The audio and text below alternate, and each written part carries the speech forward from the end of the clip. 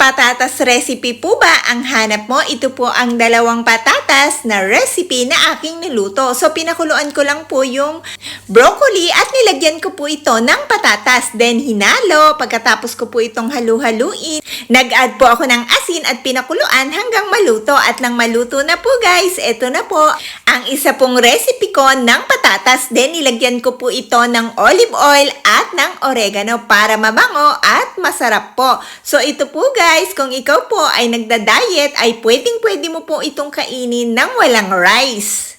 Dahil ang patatas naman po ay mabilis makabusog, kaya naman po kahit wala pong rice ay okay na po at ang broccoli din po ay masarap na at healthy pa. Ito naman po ang pangalawang recipe ko ng patatas. Nag-add lang po ako dito ng paprika, canela at curcumin.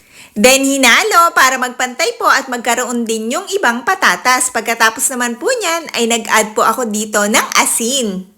Dahil nga po, merong iba na hindi na cover ng mga ingredients na nilagay ko, kaya naman po, nag-add pa po ulit ako ng paprika, canela, at curcumin, and then ng olive oil at oregano. Pagkatapos naman po niyan, ito po ay lulutuin ko sa air fryer. Hinayaan ko lang po itong maluto at nang medyo naluluto na po yung kabilang side ay hinalo-halo ko po ito.